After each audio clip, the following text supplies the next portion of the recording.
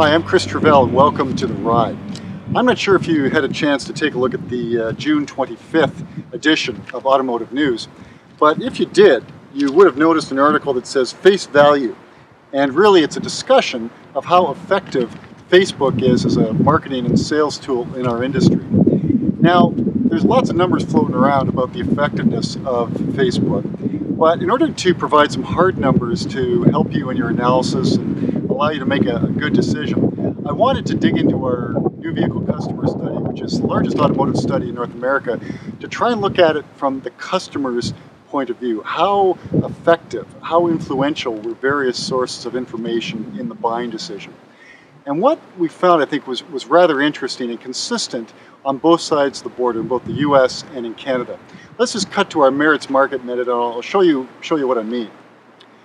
In our study, we asked customers how influential various sources of information are in their buying decision. And what we found in the US market was only 4.3% said that Facebook was extremely or very important in their decision. It's actually even less for Twitter at 2.4% falling into that category. Pretty similar results in Canada as well. Only 3.1% saying Facebook was extremely or very important, and only 2.5% falling into that category for Twitter. Now what's interesting is when we look at overall of all the sources of information that customers can use in their buying decision, how does Facebook and Twitter rank compared to everything else? So we asked customers to rank from high to low those sources of information that were most important. Now as we cut to this and roll through the influential sources of information, you'll see where Facebook and Twitter stack up.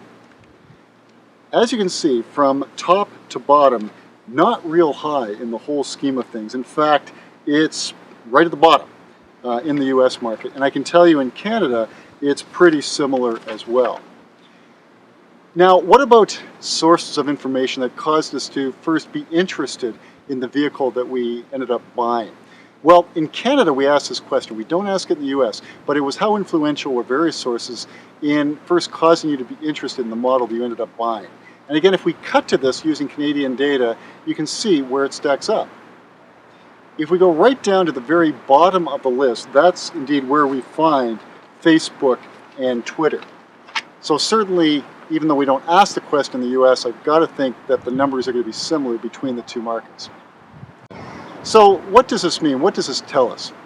Well, as Facebook will acknowledge themselves, they say not to expect quick sale because of Facebook. Rather, it's a brand building kind of exercise. I think Doug Simpson, one of their chief global marketing guys, made this case, and that seems to be the case. However, when we look at both source of information that caused us to buy as well as those that caused us to be interested in the vehicle, unfortunately at this point, Facebook and Twitter really aren't there. Now there are some interesting movements afoot. For example, well, in Jeep's case, they, because of an online petition, their customers encouraged the Altitude version of the vehicle to be available not just in the Grand Cherokee, but across the line. Fiat is giving coupons, giving rebates of $500 to their Facebook community as well. So this is more of a sales tactic, and it will be interesting to see whether or not this pans out. So I hope this gives you some objective information to make your decision. And again, thanks for joining us today on The Ride.